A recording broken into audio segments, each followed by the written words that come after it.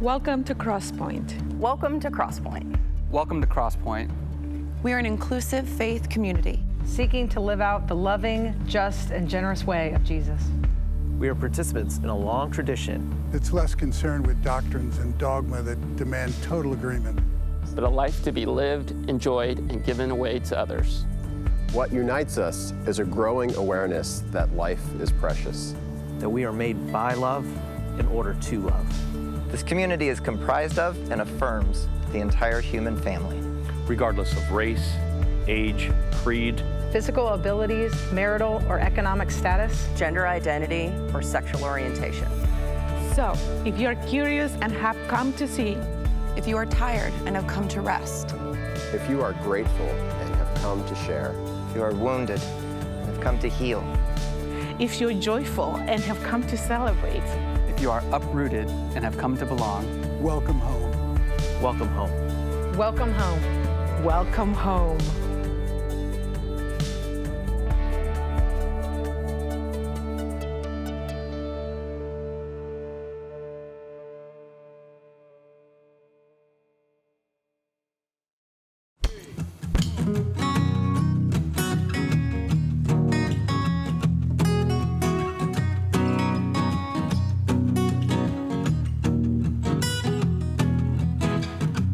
My brother, my sister, God love you and God bless you. My brother, my sister, God love you and God bless you. And may God hold us all in those almighty hands of love. May God hold us all in those almighty hands of love.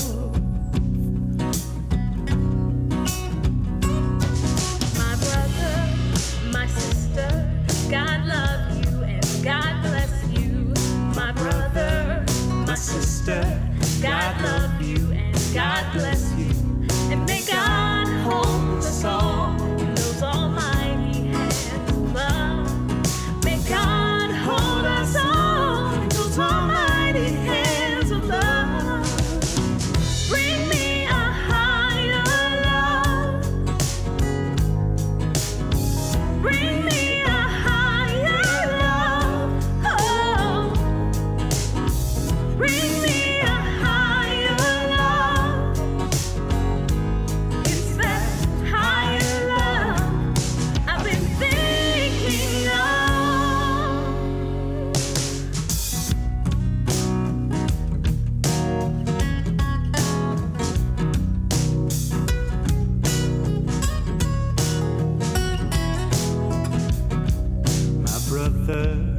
sister, God love you, God bless you.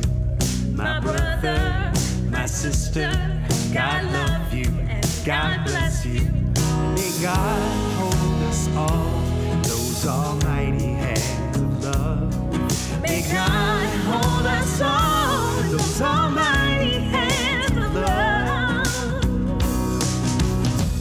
Bring me a higher love. Bring me a higher love. Oh, oh. Bring me a higher love. Yes, it's that higher love I've been thinking of. Bring me a higher love. Bring me a higher love. Oh, oh. Bring me a higher love. It's that higher love I've been thinking of. My brother, my sister, God love you and God bless you. My brother, my sister, God love you and God bless you. May God hold us all in those almighty hands of love. May God hold us all in those almighty hands of love.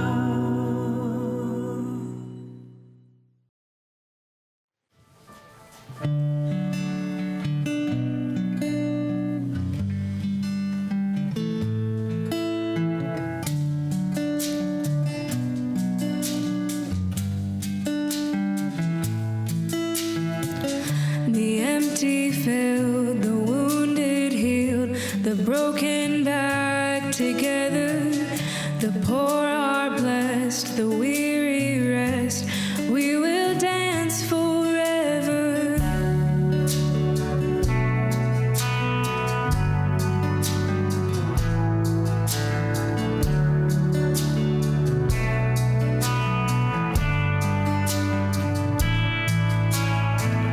The blinded see, the chained are free, the doubtful now believer, the outcast known, the orphan home. You are my Redeemer. Behold, behold, behold what love can do. Behold, behold, He's making all things new.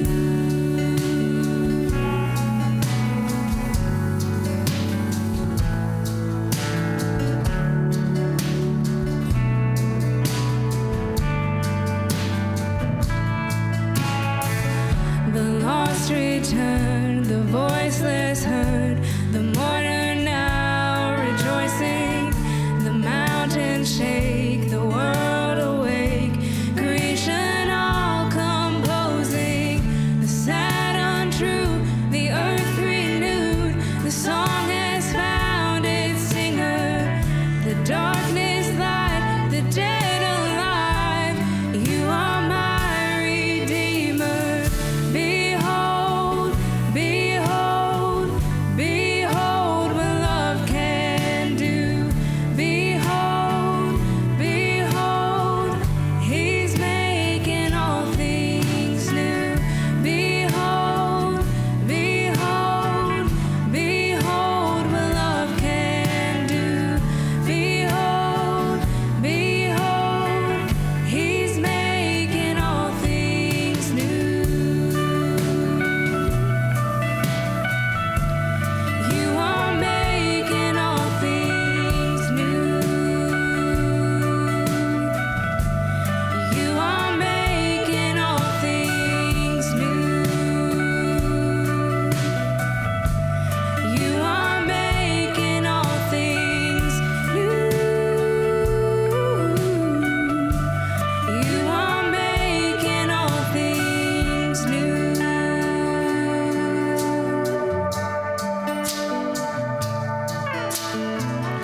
Behold, behold, behold what love can do.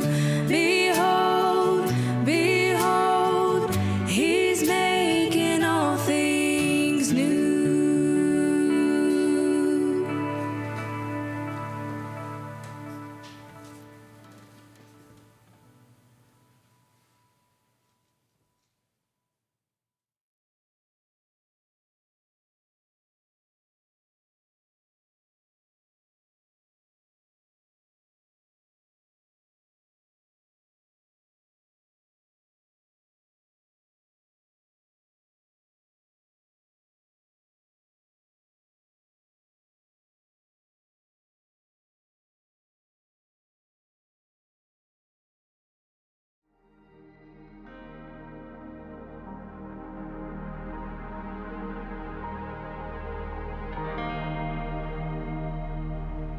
So last week, at the very end of our second in-person Easter service, I stood up on stage as we were getting ready to dismiss, and I just had this unplanned moment where I wanted to acknowledge that being in that space was just encouraging to me. Seeing people showing up to be a part of a better, more loving story in the world, it just reminded me that there's a lot of good going on.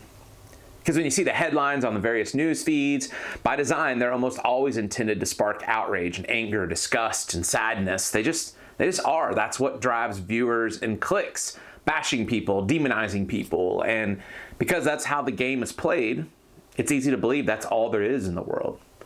Sometimes it's all we allow ourselves to see. And so what I've experienced myself and hear from a lot of other people is that a lot of us are just tired and sad and frustrated. And it can feel like at times, like, what's the point? Is this thing that we all do together, is it even worth it? So I want to wrestle with those ideas a bit further today. Now, here's the thing. I'm not going to try to sell myself or sell any of you on any definitive answers, but I do want us to sit with some history I want to look at one of the most feared texts in the Bible and then see what being reminded of people's stories from 2,000 years ago may do in you and I today. So, where modern Turkey sits today was the ancient city of Ephesus. Now here's a glimpse of some of the ruins. Ephesus was part of the Roman Empire, but was located at the far eastern edge, and so it served as a bridge city between the western world of Europe and the eastern world of Asia. And so as a result, it became the main marketplace for buying and selling in the ancient world, where people from the West would come to buy items from Asia that they didn't otherwise have, things like silks and spices and various fabrics. And this main marketplace in Ephesus was known as the Agora. Now, Roman Caesars at the time were believed to be gods on earth, and it was demanded that those in the Roman Empire worship them as such. And so one of the ways that this was enforced was that in order to buy and sell in the Agora, the marketplace in Ephesus, you first had to make an offering of worship to the Caesar. So, at the entrance to the marketplace, they would have stands where you could make an incense offering to the Caesar, acknowledging the Caesar as God. Then, once you made the offering, then you were allowed to buy and sell. And so, with reflection, a natural question becomes, well, how could you tell then in a crowded marketplace who was actually making the offering or not? How could you tell who was actually loyal to Caesar and who wasn't? Well, a lot of scholars and historical evidence points to that there was this kind of stamp made with ink that would be put on the person's hand or on their face. It was known in Greek as the hierogma. And it was this stamp, this hierogma, that would indicate to various vendors that this person was allowed to buy and sell in the marketplace because they had declared that Caesar was Lord and therefore had the stamp. So, one could imagine the difficult position early followers of Jesus in the first century found themselves in. They had to wrestle with, if I want to buy and sell goods, do I take the hierogma or not? Because imagine, if you're a blacksmith, if you have 3 or 4 kids and you bring your tools to the Agora and selling these tools is the way you feed your family, but you've also chosen to follow Jesus, to give yourself to Jesus' view of the world and claim Jesus as Lord. And so you show up at the Agora to buy and sell and you're told, wait, you don't have the hierogma. You don't have the ink stain on your hand. You got to go back to the altar and declare allegiance to Caesar's kingdom first, to worship Caesar as God first. So what do? I mean, what does the seamstress do? What's the farmer do? Because the thought process has to be, I need to provide for my family. So do I take the mark or not? Do I declare my loyalty to Caesar as Lord or not? And understand, that's a legitimate question, right? This isn't like, oh, if you're really a follower of Jesus, the answer would be so easy. No, this was a real practical, stressful tension in the first century for those trying to figure out how to navigate following Jesus in their context and in their world. Now, I want to give you a little more context on 2 particular Caesars who shaped this environment in the first century. One was Nero. He ruled from 54 AD to 68 AD. And Nero was the Caesar who first started the intense persecution of Christians in the first century of Rome. Some of you may remember from history class that in 64 Common Era, there was what was known as the Great Fire of Rome, where Rome burned for 6 days, destroying nearly 70% of the city. And eventually the word on the street became that it was actually Nero who started the fire. Many scholars believe that Nero suffered from mental illness, but once those rumors started to circulate, Nero attempted to deflect blame off himself, and he began to point to Christians as the one who started the fire, to point the finger at them. And at the end of 64 Common Era, began a public campaign to make Christians enemies of the Roman Empire. And the persecution went to such extremes that different historical accounts record Nero dipping Christians in oil, lighting them on fire, and using them as torches to illuminate his gardens at night. Now, Nero's systematic and focused persecution against Christians lasted 3.5 years until a coup was staged to overthrow Nero in June of 68 Common Era. But before he could be taken, Nero committed suicide, putting a sword up through his throat and into his head. Now, long after Nero died, a legend started to grow that Nero would return, that he would be reincarnated somehow. The fear of what Nero was capable of only furthered the rumor, so much so that you can actually find documentation of this legend for about 400 years after Nero's death. Then, toward the end of the first century, another Caesar rose to power named Domitian, and he ruled from 81 to 96 CE. Domitian didn't practice now a systematic persecution against Christians like Nero did. He wasn't making up conspiracy theories about them and actively hunting them down to slaughter them like Nero did for those 3.5 years, but it was more like, hey, just everybody fall in line. Don't make any waves and you'll be fine. But if you do push back, if you do resist, then there's going to be problems. In this one picture, you can see Domitian holding a scroll. And the scroll served as a symbol that his words and orders carried all the weight and authority to rule over the world. It was this sign and symbol of power. Now, history recounts that Domitian was kind of a rather round and obese man. But since most of the Roman Empire would never see you in person, if you're going to commission statues of yourself, well, you might as well present yourself to the world with six-pack abs, right? So that's what he does. Now, Domitian possessed similar frightening characteristics as Nero, so much so that he was given the name Nero Redivivus, which meant Nero reborn. Now, Domitian had similar psychotic tendencies. Once in 90 AD, Domitian held a dinner party for a crowd of high-ranking couples at his palace. The guests were ushered into a room decorated entirely in black, and at the table setting in front of each person, he had prepared a gravestone with the guest's name engraved on it. Now, to make it even more disturbing, he had boys walk out naked, painted completely in black from head to toe, to serve the meal to the guest. Then he had the food even dyed black and served on black plates. And then Domitian spent the evening speaking about the inevitability of death and decay. Now, this was obviously before he could get better ideas off of Pinterest, but this is how he did it. This is how Domitian was. He controlled people with fear and intimidation. He didn't hesitate to kill anyone who threatened him, whether they were a Christian or not, didn't matter.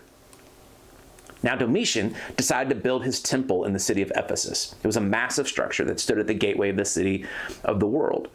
And on top of the temple, there was a platform with a 27-foot statue of Domitian.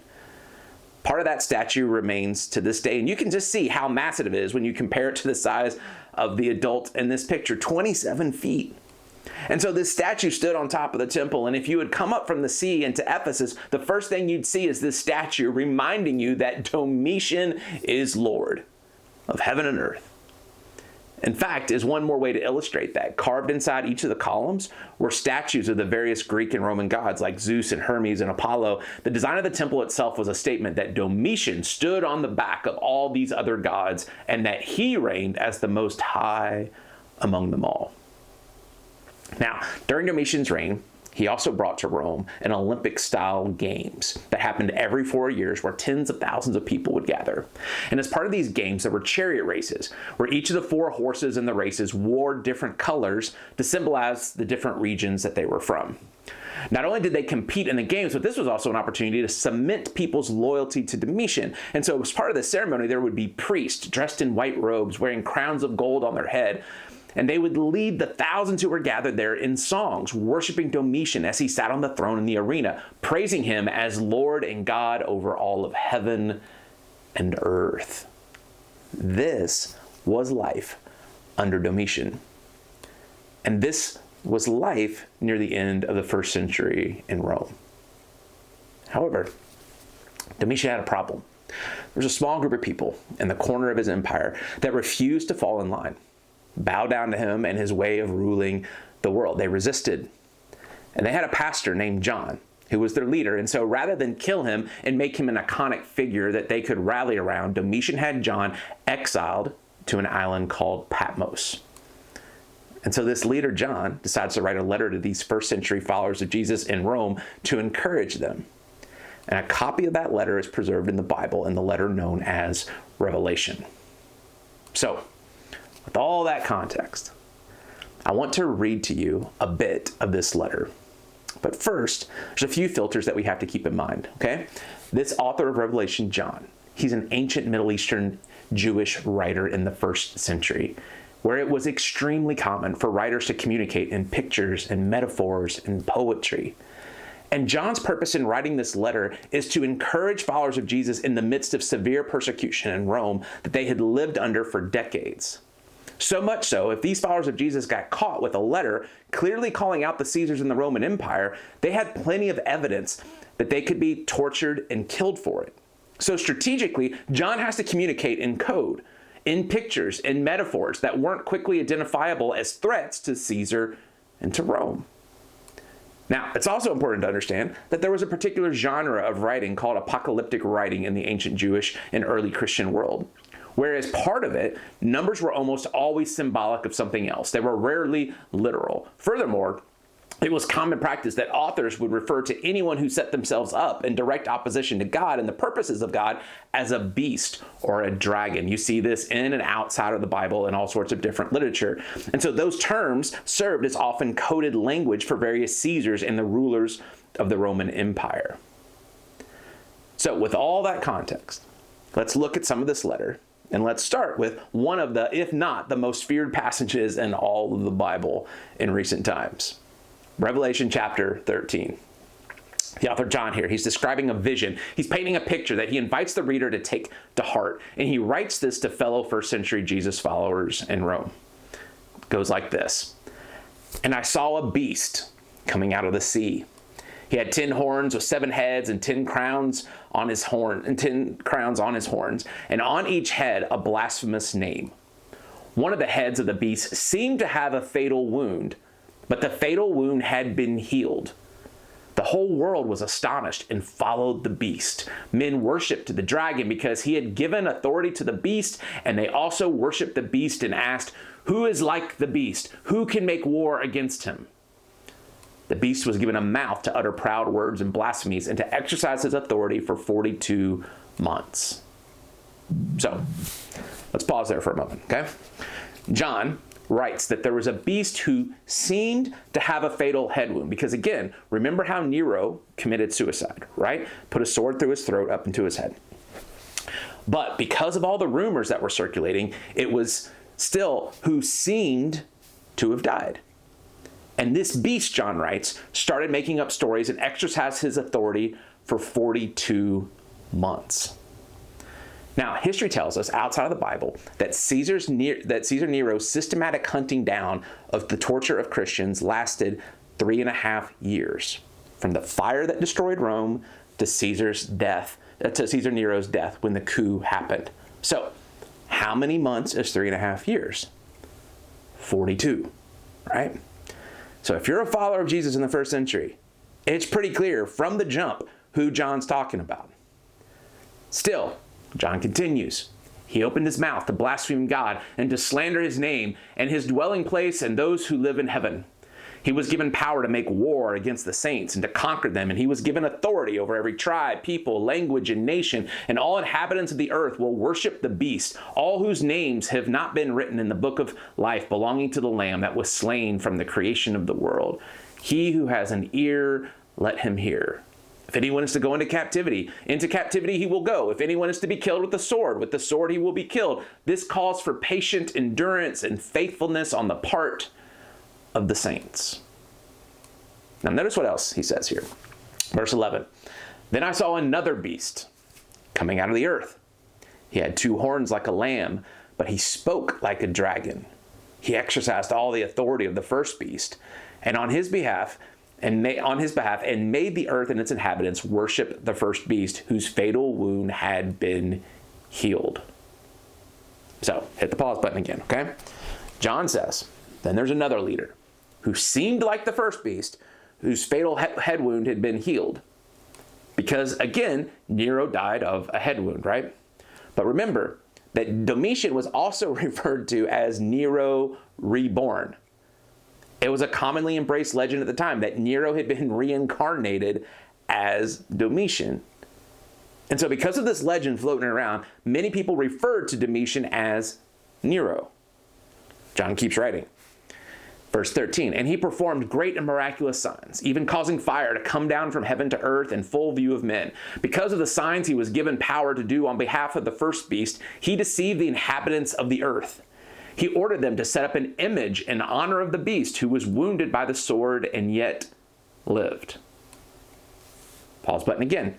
Remember the 27-foot statue of Domitian that dominated the landscape of Ephesus. This was the towering image that everyone would have been familiar with. He continues.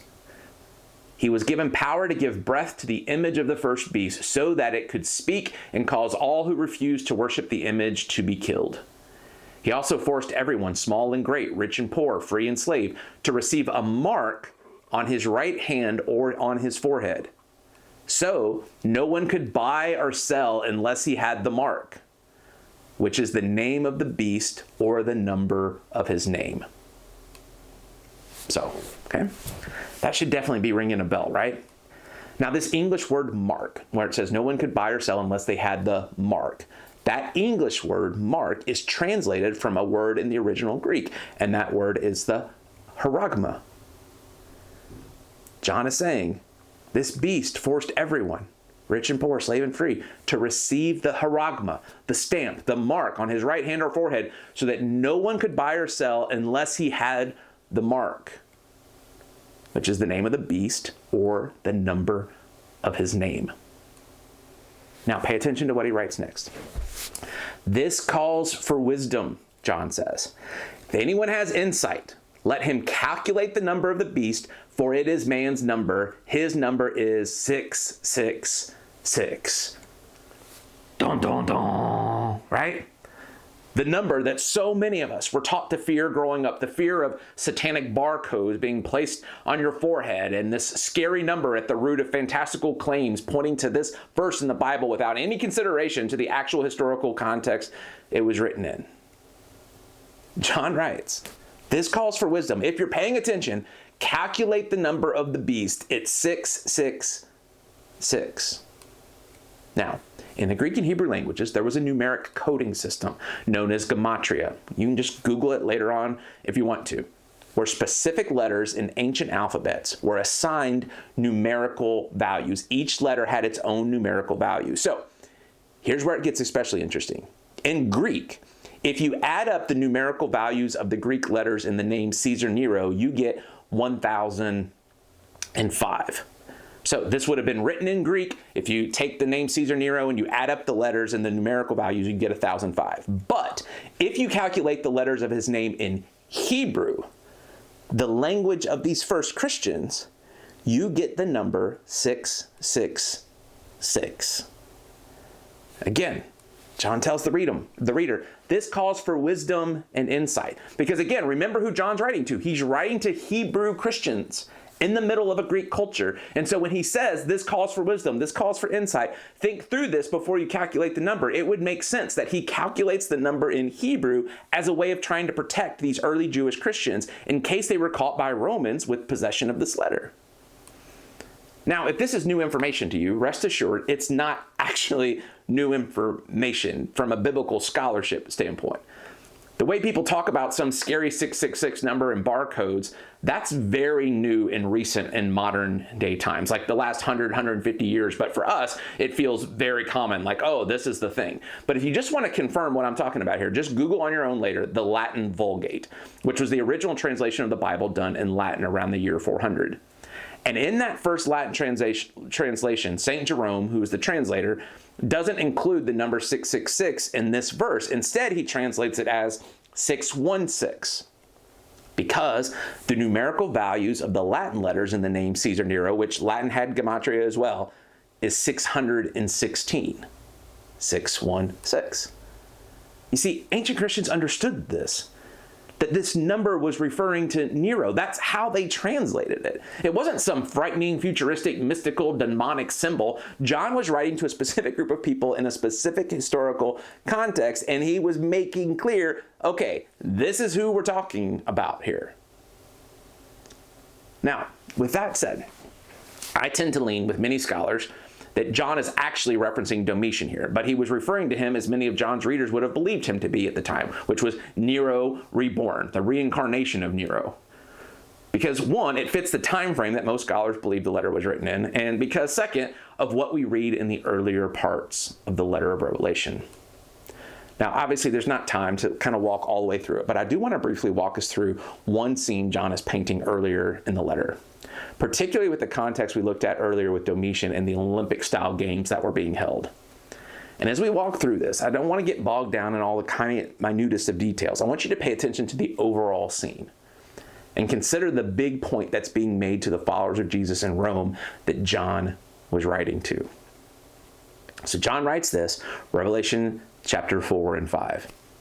He says, "At once I was in the Spirit, and there before me was a throne in heaven, with someone sitting on it. And the one who sat there had the appearance of jasper and carnelian. A rainbow resembling an emerald encircled the throne. Surrounding the throne were 24 other thrones, and seated on them were 24 elders. They were dressed in white and had crowns of gold on their heads. In the center around the throne there were 4 living creatures, and they were covered with eyes in the front and in the back. Whenever the living creatures give glory, honor, and thanks to him who sits on the throne and who lives forever and ever, the 24 elders fall down before him who sits on the throne and worship him who lives forever and ever. They lay their crowns before the throne and they say, 'You are worthy, our Lord and God, to receive glory and honor and power, for you created all things, and by your will they were created and have their being.' Then I saw on the right hand of him who sat on the throne a scroll with writing on both sides, and sealed with 7 seals. And I saw a mighty angel proclaiming in a loud voice, 'Who is worthy to break the seals and to open the scroll?' But no one in heaven or on earth or under the earth could open the scroll or even look inside it. I wept and wept because no one was found who was worthy to open the scroll or to look inside. Then one of the elders said to me, 'Do not weep. See, the Lion of the tribe of Judah, the Root of David, has triumphed. He is able to open the scroll and its 7 seals.' And then I saw a lamb, looking as if it had been slain, standing in the center of the throne, encircled by the 4 living creatures and the elders.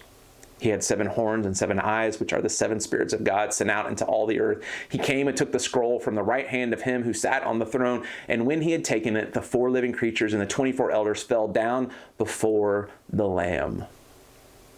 Each one had a harp, and they were holding golden bowls full of incense, which are the prayers of the saints. And they sang a new song. You, this slain lamb, this nickname for Jesus, you are worthy to take the scroll and to open its seals, because you were slain, and your blood you purchased men from God, for God, from every tribe and language and people and nation. You have made them to be a kingdom and priests to serve our God, and they will reign on the earth. And then I looked and heard the voice of many angels, numbering thousands upon thousands and 10,000 times 10,000s. They encircled the throne and the living creatures and the elders, and in a loud voice they sang, 'Worthy is the Lamb who was slain to receive power and wealth and wisdom and strength and honor and glory and praise.' And then I heard every creature in heaven and on earth and under the earth and on the sea and all that is in them singing, 'To him who sits on the throne and to the Lamb be praise and honor and glory and power forever and ever.' And the 4 living creatures said, 'Amen.' And the elders fell down and worshiped." So, here's what I want to encourage us to take away from this. John, he's writing to these first century followers of Jesus who are tired, they're scared, they're worn out. They feel like they just want to throw in the towel and give up on it all, because after all, they're up against huge, powerful systems that were designed to keep those with the most power and most money in control. They were up against people who used fear and threat to get their way, who would come up with conspiracy theories and propaganda and narratives to make people feel afraid of those who were different and who didn't fall in line. And no matter how hard they tried to live out a different way, this way of love and inclusion, this way of Jesus, it just didn't feel like maybe that it was making that much of a dent in their world, and they were tired. And then their leader gets exiled to another island. They get disconnected. This is the group of people that John was writing to. And what John seems to want them to know by painting this picture that parallels these Olympic Games that Domitian ran and where everything centered around Domitian. He paints this elaborate scene, this elaborate picture that would have been very familiar, and then he replaces it with another scene. It's as if John's saying, listen, I know that so much of what you see around you right now is telling you that Rome is ultimately in power. that Rome and its ways and its Caesars sit on the throne of the universe. But God's given me a glimpse of what's actually true. That your trust and your faith in Jesus and God's kingdom and in God's vision for the world, this way of love and inclusion and generosity, it's not in vain. It's not. So don't give up. There's one scholar and author, Brian K. Blunt. He says this. He says, when you and I today don't see the practical implications of this book of Revelation for how we live today in our context, and instead make it out to try to be about some futuristic fantasy novel, it might be attributed to the fact that we're a part of the privileged part of society. That we're kind of in charge, that we kind of run things. But it's important to understand that marginalized people may see it differently. Because again, this is who the letter of Revelation was written to. It was written to those who were on the under threat, who were on the underside of power. And so John is encouraging them to persist in their resistance, to not give up, to remind them that it does matter. It is worth it. And so if you and I, if we want to find ourselves participating in that same kind of story today, if we want to make this letter of Revelation practical to our day-to-day lives today, I think it serves as a compelling reminder that using our voice and our energy and our time and our resources to advocate for God's vision of all humankind and to non-violently resist systems and practices that are contrary to that it does, in fact, matter. That it's worth it. Even when so much of what we see around us may seem like that it's not making much of a difference in the moment. And just to be really clear on this, I'm not talking about the kind of vision for the world that many loud, arrogant voices today claim as God's vision for the world. A vision that looks absolutely nothing like the actual life Jesus lived, where it's about trying to dominate others and argue them into your specific religious beliefs. And if they don't align with you, then you try to eradicate them with your words or your threats or your weapons. Where people weaponize the Bible and claim superiority over those who disagree and use fear and shame to try to bully and intimidate people. Friends, don't be mistaken. That's just a modern version of Nero and Domitian's Rome. And people using the name of Jesus as a prop to try to gain and maintain power and control today. Because again, that looks nothing like Jesus' actual life and how he lived, what he taught, and what he did. So here's the last thing that I'll share. I think for you and I today, the mark, the charagma that many of us have to wrestle with whether to take or not, is more about just the mark of cynicism, right? The mark of apathy or of bitterness, where it just becomes easier to quit caring, to convince ourselves that this is just how it's always going to be, because frankly, it just becomes easier that way. It's just more convenient. It's less of a hassle. And frankly, maybe if you're in a position of comfort, it's easy to do that. So I hope what we're reminded of today, it's okay to be tired and frustrated. But I hope we find ways to keep trusting and advocating for a better, more beautiful vision for the world that Christ is inviting us all toward and to participate in, where we advocate for love and peace and justice, racial justice, gender justice, economic justice, justice for our LGBTQ plus siblings, that we advocate for a world that recognizes that the value of the image of God in all people, and we resist the ideas that act in a contradiction to that. Again, we resist nonviolently, and we do so without hate, but because we don't use the same tools of the oppressors, but still we resist. And we do so creatively, and we do so together. Which is why I continue to find this ancient letter that John writes so compelling, because he's able to creatively use imagery and metaphor to paint a picture of how things were at the time, and in that way, push against it. But then, he also chose to paint a picture of something better, something more beautiful, something more aligned with the vision that God and that Jesus brought to the world. He chose to be a voice of hope and a voice of encouragement. And Crosspointe, here's to all of us together trying to do the same. You're loved.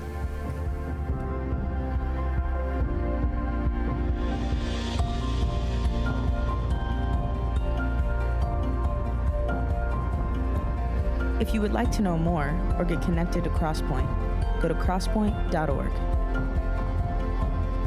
If you're in need of care or assistance, go to crosspointe.org/care.